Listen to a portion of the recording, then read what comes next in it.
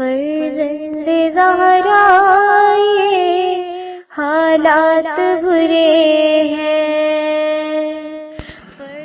کاشانۂ بصیرت ایک ایسا مکمل یوٹیوب چینل جس پر محروم بصارت کے لیے بالخصوص اور تمام افراد کے لیے بالعموم سینکڑوں کی تعداد میں اسلامی کتب دستیاب ہیں۔ لہذا گزارش ہے کہ آپ اپنی ذمہ داری نبھاتے ہوئے کاشانۂ بصیرت کو سبسکرائب کرنے کے ساتھ ساتھ بیل آئیکن کو پریس کیجیے تاکہ آپ علم کے حصول کے ساتھ ساتھ مذہب اہل بیت کی اشاعت میں بھی اہم کردار ادا کرتے رہیں۔ کاشانۂ بصیرت، کاشانۂ بصیرت، کاشانۂ بصیرت۔ فرزند زہرا یہ حالات برے ہیں۔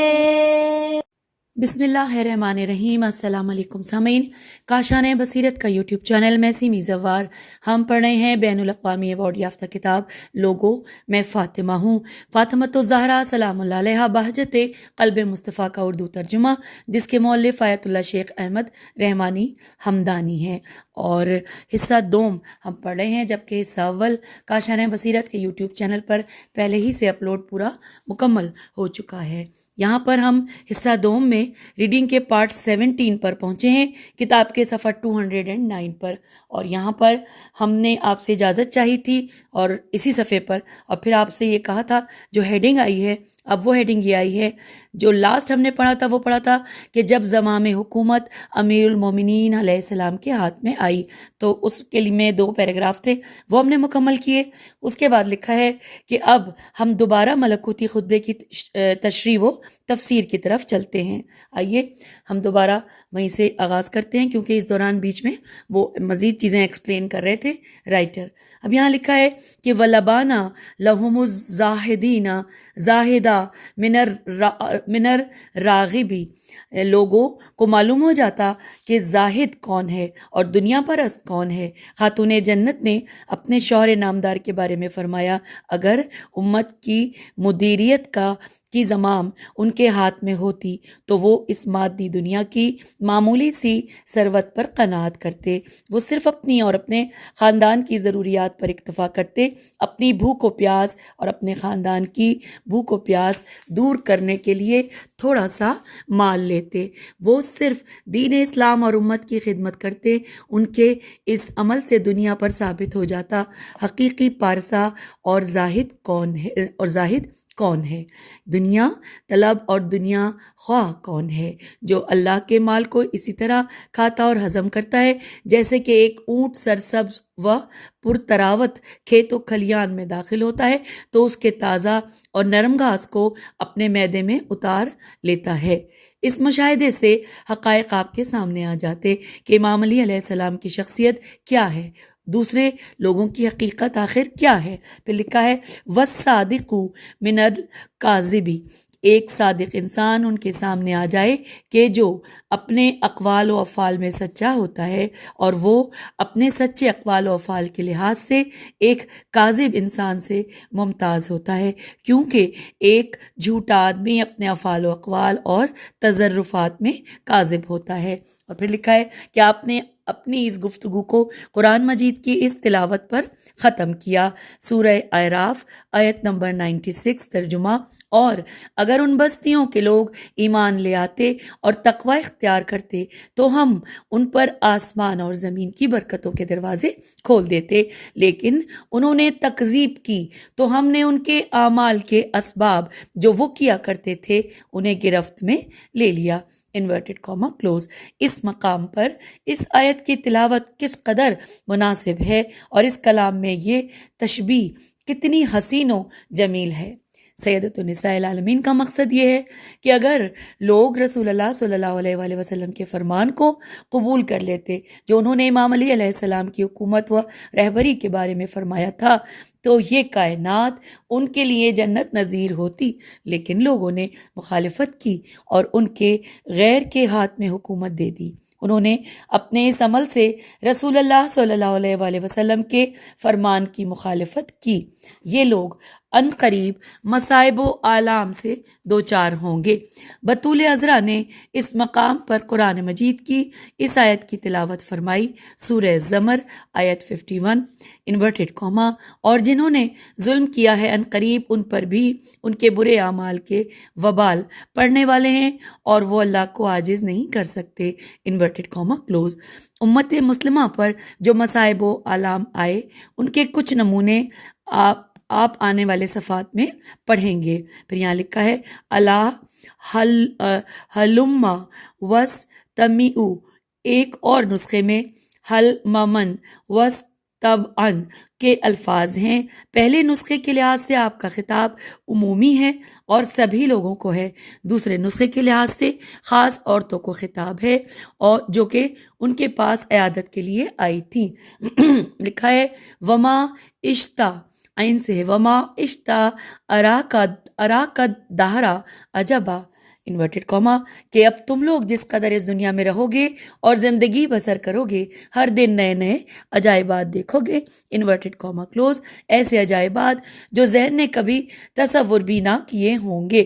پھر فرمایا کہ وَإِن تَعَجَّبْ فَعَجَّبُوا قَوْلُهُمْ، یہ جملہ سورہ رعد کی اس آیت کا حصہ ہے کہ جو سورہ رعد کی آیت نمبر 5 ترجمہ، کہ اور اگر آپ کو تعجب ہوتا ہے تو ان کفار کی بات تعجب خیز ہے کہ جب ہم خاک ہو جائیں گے تو کیا ہم نئی پیدائش میں ہوں گے، انورٹڈ کاما کلوز۔ سیدۃ النساء العالمین سلام اللہ علیہ نے آیہ کریمہ سے اقتباس لیا۔ آپ کا مقصود یہ ہے کہ بعض اوقات لوگ کسی بات کو عجیب سمجھتے ہیں لیکن وہ عجیب نہیں ہوتی کیونکہ وہ چیزیں تعجب کا استحقاق نہیں رکھتی، لیکن یہاں کچھ تعجب خیز امور و قضایا ہیں جن پر تعجب کرنا ضروری ہے، کیونکہ یہ وہ امور ہیں کہ جن کا تعلق نہ شریعت سے ہے اور نہ عقل سے، وجدان سے ہے اور نہ زندہ ضمیر سے، اور نہ یہ کسی قاعدے اور قانون سے مطابقت رکھتے ہیں۔ اور یہاں پہ برائے نمونہ دیا ہوا ہے عربی کا ایک بند، یعنی 2 اشعار، صفحہ 212 پہ ہم آ گئے ہیں۔ اس کے نیچے لکھا ہے حقیقت یہ ہے کہ لوگ رسول اللہ صلی اللہ علیہ وآلہ وسلم پر اعتماد کرتے تھے اور ان کے فرامین پر عمل کرتے تھے اور آپ صلی اللہ علیہ وآلہ وسلم کے اوامر کی اطاعت کرتے تھے، کیونکہ آپ اللہ کے رسول صلی اللہ علیہ وآلہ وسلم ہیں اور عالم اعلیٰ سے متصل تھے۔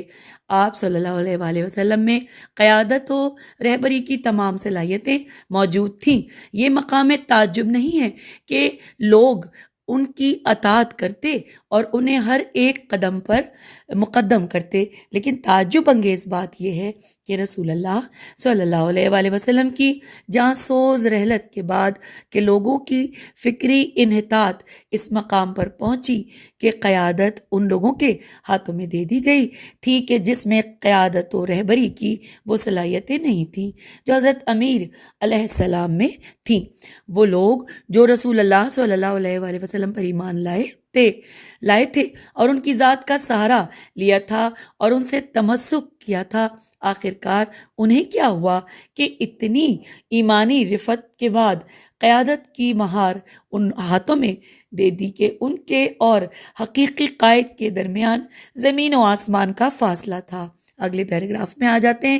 لوگوں کے اس عمل پر حضرت فاطمہ زہرا سلام اللہ علیہ نے تعجب فرمایا۔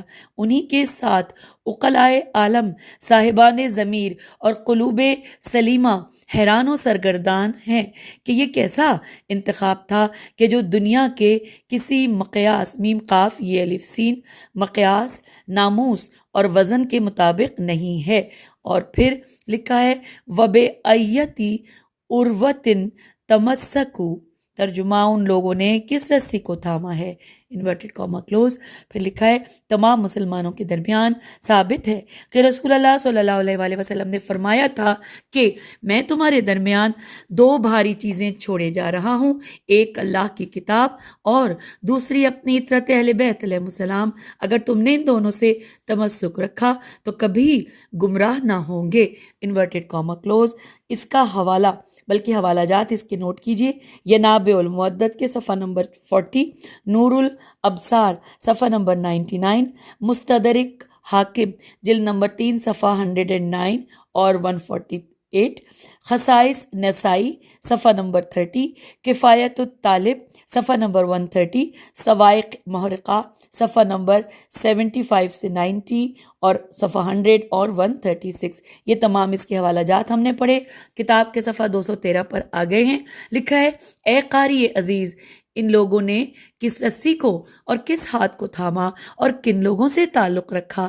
اور پھر لکھا ہے، وَعَلَىٰ أَيَّتِ ذُرِّيَّتِ اقدموا وَاحْتَنَكُوا۔ کہ کیا لوگ جانتے ہیں کہ حضرت فاطمہ زہرا سلام اللہ علیہا کون ہیں؟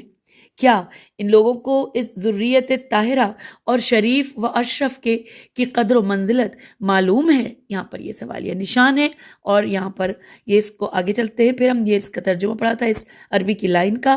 پھر لکھا ہے، ایسا خاندان نہ کسی زمانے میں رہا ہے اور نہ اس کی مثال پیش کی جا سکتی ہے۔ کیا یہ لوگ جانتے ہیں کہ انہوں نے خاندان وحی کے ساتھ کیسا سلوک کیا ہے؟ حالانکہ اللہ تعالیٰ پوری کائنات کو حکم دے رہا ہے کہ ان سے دوستی و مودت رکھیں۔ اس ذات نے فرمایا، سورہ شورى آیت نمبر 23 ترجمہ، اللہ تعالیٰ نے ہر مسلمان پر ان کی اطاعت واجب کی ہے۔ پھر لکھا ہے کہ اس ذات کا ایک یہ فرمان، سورہ نساء آیت 59 ترجمہ، کہ اللہ کی اطاعت کرو اور رسول کی اطاعت کرو، اور تم میں سے جو صاحبان امر ہیں ان کی اطاعت کرو، انورٹڈ کاما کلوز، اطیعوا اللہ و اطیعوا الرسول و اولی الامر منکم۔ اور پھر آگے چلتے ہیں، لکھا ہے، وہ سفینہ نوح علیہ السلام کے مانند ہیں، جو اس پر سوار ہوا اس نے نجات پائی، اور جس نے اعراض و انکار کیا وہ گمراہ ہوا اور ہلاکت میں جا گرا۔ جس کسی نے ان سے محبت کی تو اس نے اللہ سے محبت کی، اور جس نے انہیں اذیت دی تو اس نے اللہ کو اذیت دی، اور جس نے ان سے بغض رکھا اس نے اللہ سے بغض رکھا۔ ہم آ گئے 214 پیج پر۔ اس ذات کی قسم کہ جس کے سوا کوئی معبود نہیں، ان لوگوں نے رسول اللہ صلی اللہ علیہ وآلہ وسلم کی اطرت طاہرہ اور ان کے اہل بیت علیہ السلام پر ظلم کیا، اور ان کے حقوق غصب کیے، اور ان کی حرمت کی ہتک کی۔ اسی سلوک نے لوگوں کو، اس خاندان کو اذیت و آزار دینے کی جرأت عطا کی۔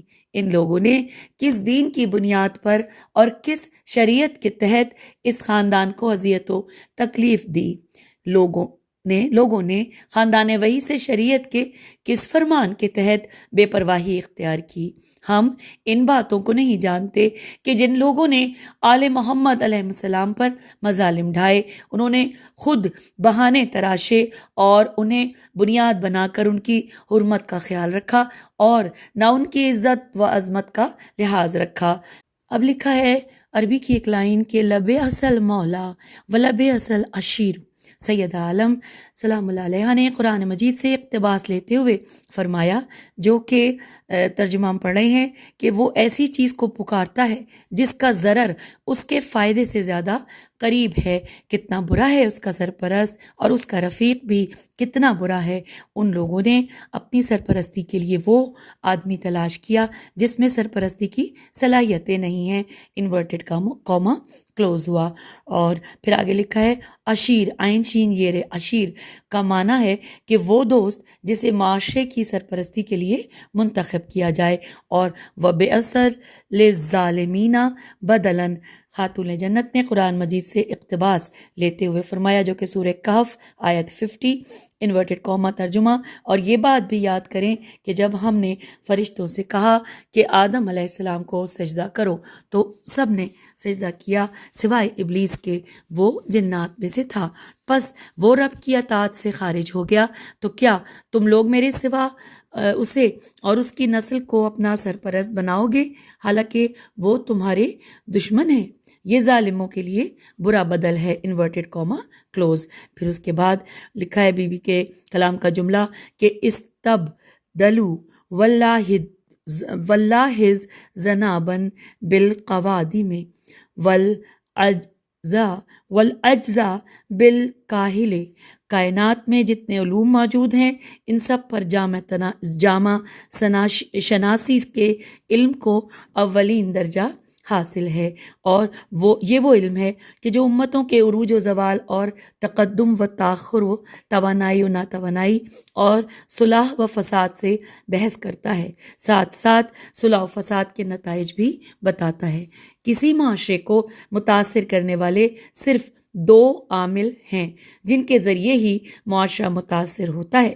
معاشرے کے فلاح و فساد اور خیر و شر کی بنیاد یہی دو عوامل ہیں، ایک سیاسی عامل ہے اور ایک مذہبی۔ اس لیے رسول اللہ صلی اللہ علیہ وسلم نے فرمایا کہ انورٹڈ کاما کہ میری امت میں دو گروہ ہیں، اگر وہ دونوں صالح ہیں تو تمام عوام صالح ہوں گے، اگر وہ فاسد ہیں تو تمام معاشرہ فاسد ہوگا، وہ علماء اور عمرا ہیں، انورٹڈ کاما کلوز۔ ہم بخوبی جانتے ہیں کہ جن ایام میں خاندان وحی کے حقوق پامال ہوئے، انہی دنوں یہ دونوں گروہ ایک دوسرے کے ساتھ تھے۔ ان دنوں جس شخصیت نے پیغمبر اکرم صلی اللہ علیہ وسلم کی جانشینی اختیار کی اور امت کے تمام امور اپنے ہاتھ میں لیے، تو اس نے جہاں دولت و ریاست کو اپنے ہاتھ میں لیا، وہاں مذہبی قوت کو بھی اپنے ہاتھ میں لیا تھا۔ وہ کشتی سیاست کا بھی ناخدا تھا اور کشتی مذہب کا بھی، اور ان دونوں تشکیلات کے امور کی تدبیر اور تنظیم اس کے ہاتھ میں تھی۔ جب ہم قرون و آثار میں نگاہ کرتے ہیں تو ہمیں جہاں کہیں اقوام کا عروج نظر آتا ہے تو وہاں وہ عادل اور منصف حکمران نظر آتے ہیں کہ جنہوں نے اپنے تمام وسائل معاشرتی ترقی پر خرچ کر ڈالے تھے اور اپنی رعایا کو جہالت سے نکال کر نور علم سے منور کیا تھا، اور ان کی بہبود و بھلائی کے لیے اپنی دماغی صلاحیتیں صرف کر ڈالی تھی۔ اس طریقے سے ان لوگوں نے انسانیت کو پروان چڑھایا تھا۔ ہم پہنچ گئے پیج 216 پر۔ اس طرح جب ہم کسی قوم کو غیر ترقی یافتہ اور عقب افتادہ دیکھتے ہیں، عین سے ہے عقب افتادہ دیکھتے ہیں، تو ان پر فقر و افلاس، جہالت و بیماری، سستی و کاہلی اور استبداد کے منحوس سیاسائے نظر آتے ہیں، جن کی وجہ سے وہ ذلت خواری، عاجزی و بیکاری کی ذلت آمیز زندگی بسر کر رہے ہوتے ہیں۔ ان تمام برائیوں اور ذلت و رسوائیوں کی ذمہ داری حکمرانوں پر پڑتی ہے کہ جن کے ہاتھ میں اسی معاشرے کی مہار ہوتی ہے، جیسا کہ کہا گیا ہے الناسو علی دینی ملوکہم، لوگ اپنے بادشاہوں کے مذہب پر ہوتے ہیں، انورٹڈ کاما کلوز۔ جی ہاں، سیدہ نساء العالمین سلام اللہ علیہا نے اپنی تاریخی گفتگو میں کسی معاشرے اور تمدن کے صعود و سقوط کے بارے میں فرمایا کہ استبدلوا واللہ الذنوب بالقوادم۔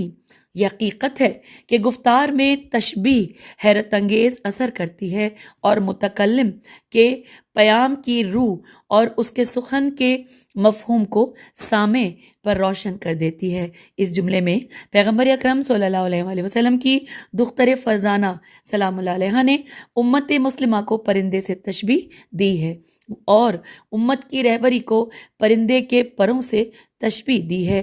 ہر پرندہ اپنے پروں کے ذریعے محو پرواز ہوتا ہے۔ ہر پرندے کے بڑے پر 10 پر ہوتے ہیں اور زبان عرب میں انہیں قوادم، قاف واو الف دال میم، قوادم کا نام دیا گیا ہے، اور ان 10 بڑے پروں کے نیچے 10 چھوٹے پر ہوتے ہیں، انہیں خوافی، خے واو الف فے چھوٹی ہے کہا جاتا ہے۔ پھر لکھا ہے کہ پرندے کے دم کے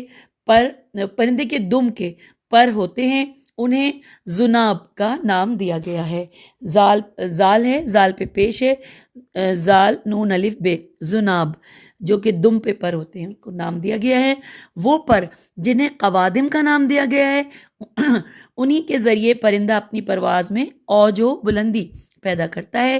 ان کے بغیر کوئی پرندہ نہیں اڑ سکتا، کیونکہ انہی پروں میں ہی طاقت و قوت ہوتی ہے، یہی ہر ایک پرندے کو زمین سے اٹھاتے ہیں اور فضا میں لے جاتے ہیں۔ اگر پرندے کے بڑے پر کاٹ دیے جائیں تو وہ خوافی، خیوا الف فے چھوٹی ہے، یعنی چھوٹے پروں یا دم کے پروں کے ذریعے نہیں اڑ سکتا، کیونکہ دم والے پر پرندے کے جسم کو نہ اڑا سکتے ہیں اور نہ زمین سے اٹھا کر فضا میں لے جا سکتے ہیں، کیونکہ ایک تو وہ کمزور ہوتے ہیں اور پرندے کے آخری حصے میں ہوتے ہیں۔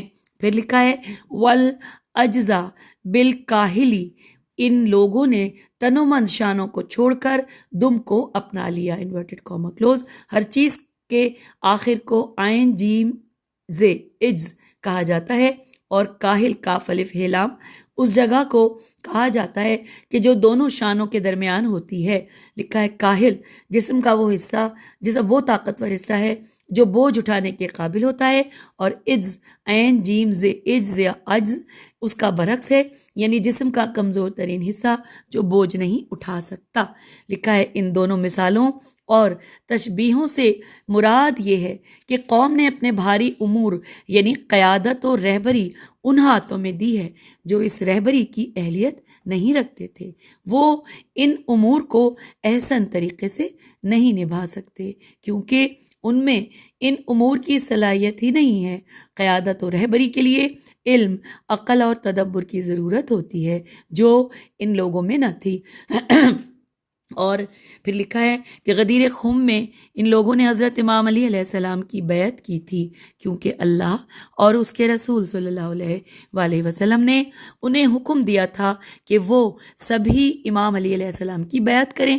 رسول اکرم صلی اللہ علیہ وآلہ وسلم کی رحلت کے بعد انہوں نے اپنا عہد اور بیعت توڑ ڈالی تھی، حالانکہ وہ خوب جانتے تھے کہ حضرت امام علی علیہ السلام علم و شرف کا، فضل و جہاد، شجاعت و زہد اور جود و کرم میں سب پر بھاری ہیں۔ ان تمام صفات میں ان کا کوئی مقابل ہی نہیں ہے۔ پھر بی بی فرما رہی ہیں فَزَغْمَنْ لِمْآسْتِسِی تو اس احتسی قوم یحسبون انہم یحسنون صنعا، عین سے صنعا، دوبارہ پڑھتے ہیں فَزَغْمَنْ لِمْآسْتِسِی قوم یحسبون انہم یحسنون صنعا۔ سید نساء العالمین ان لوگوں کے لیے ذلت و پستی کی دعا کر رہی ہیں۔ ان لوگوں کا گمان یہی ہے کہ شاید وہ اپنے اعمال کے اعتبار سے ہدایت یافتہ ہیں اور وہ اپنے تصرفات میں مصلح ہیں، حالانکہ الا انہم ہم المفسدون ولکن لا یشعرون، وہ لوگ مفسد ہیں لیکن انہیں اپنے فساد کا شعور نہیں، انورٹڈ کاما کلوز۔ کیا یہ ممکن ہے کہ ایک منحرف اپنے آپ کو منحرف سمجھے؟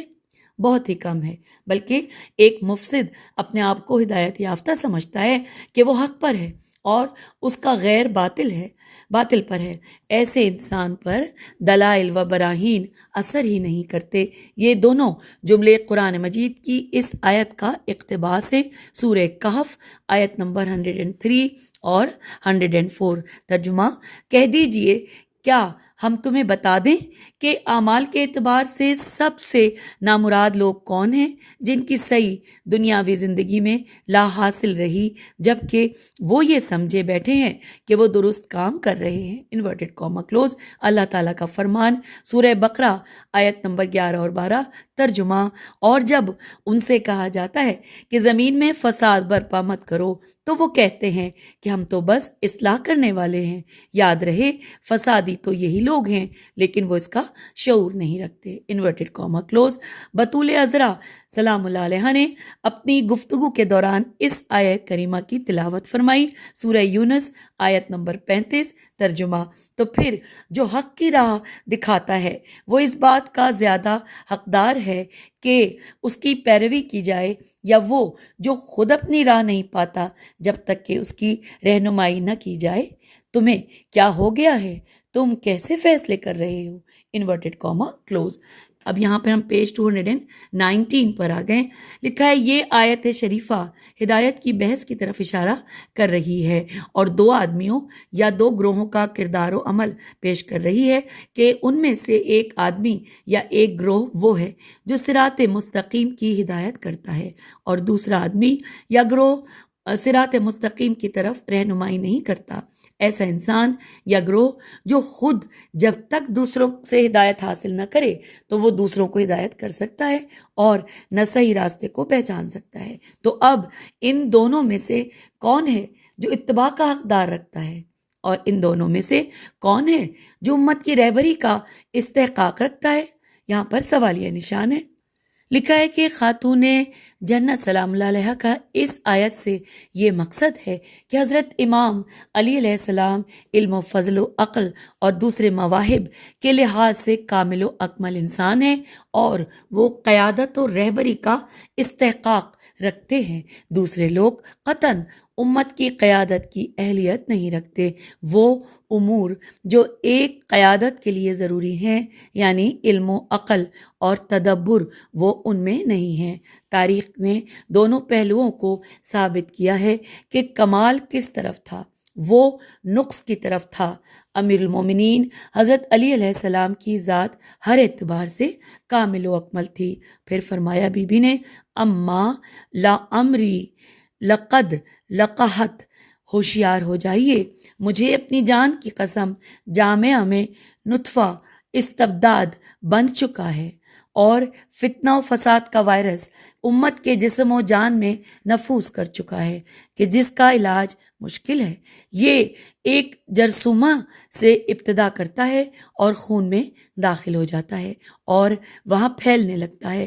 آخر کار اسی وائرس سے خون کے سرخ سفید خلیے متاثر ہوتے ہیں جس سے مختلف بیماریاں جنم لیتی ہیں جیسے ملیریا، ہیضہ اور کینسر وغیرہ۔ یہ امراض بدن کو اپنی لپیٹ میں لے لیتے ہیں اور پھر انسان موت کی نیند سو جاتا ہے۔ اس جملے سے یہ مقصود ہے کہ امت اسلامیہ کو فتنوں کے جراثیم نے اپنی لپیٹ میں لے لیا ہے، یعنی جمعیت پراگندہ ہو گئی ہے اور انتشار پیدا ہو گیا ہے۔ پھر بی بی نے فرمایا فنظرت رشما تنتجو، اب انتظار میں رہیے کہ جامعہ اسلامیہ میں فتنے کے جراثیم پھیل چکے ہیں۔ Inverted comma close. پیج 220 پر ہم آ گئے۔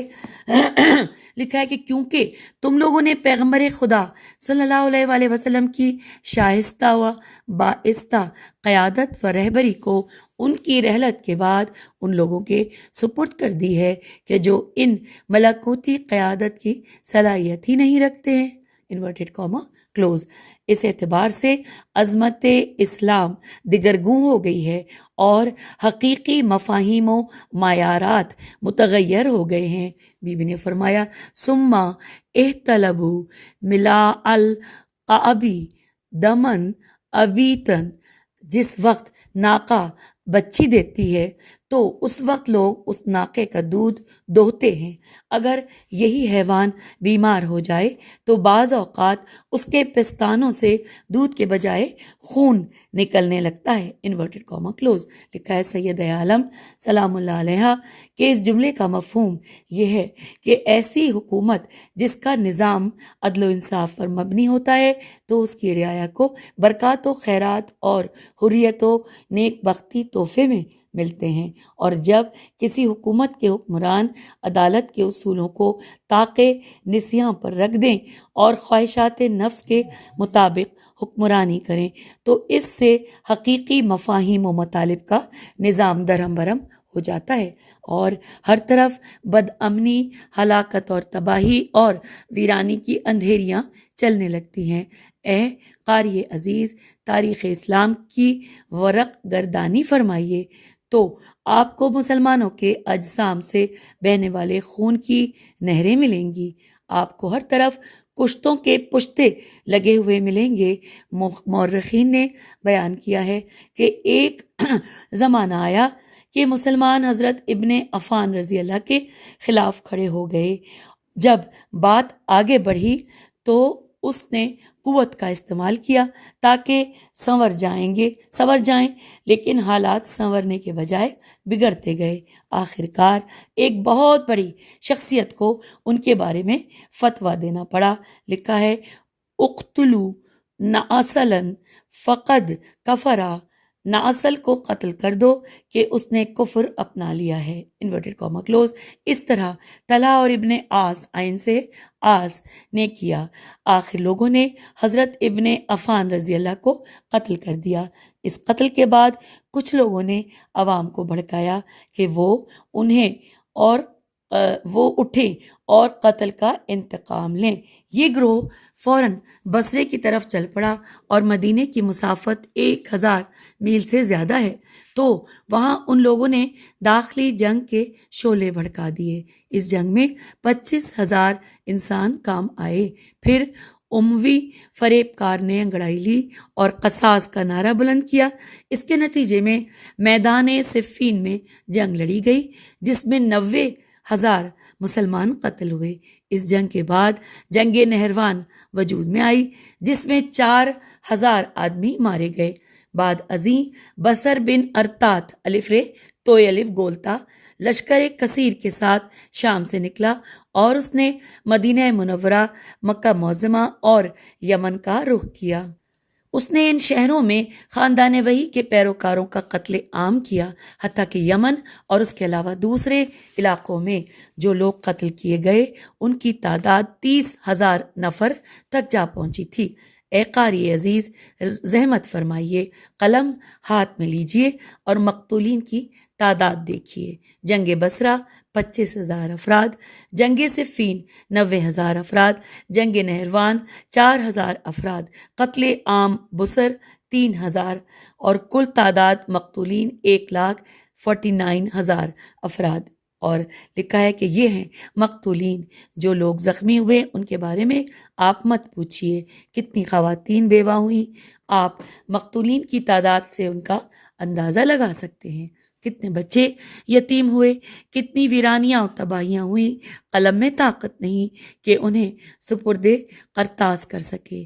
اللہ کی زمین پر درد و رنج اور غم و آلام کی آندھیاں چلا دی گئی تھیں، جن کی وجہ سے ہر آنکھ اشک بار تھی۔ انسانی قلوب بھڑکتی آگ کے شعلوں میں جل رہے تھے۔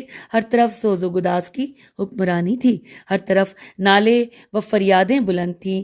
اس سرزمین کو امت مسلمہ کے لیے جہنم بنا دیا گیا تھا۔ سامعین، یہاں پر ہم پیج 221 پر آپ سے اجازت چاہیں گے، کیونکہ ٹائم بھی ہو گیا ہے، اور اس کے بعد ہم انشاءاللہ پیج 222 سے اگلی ریڈنگ پہ آپ سے ملتے ہیں اگلی نشست میں۔ اجازت دیجیے، خدا حافظ، فی امان اللہ۔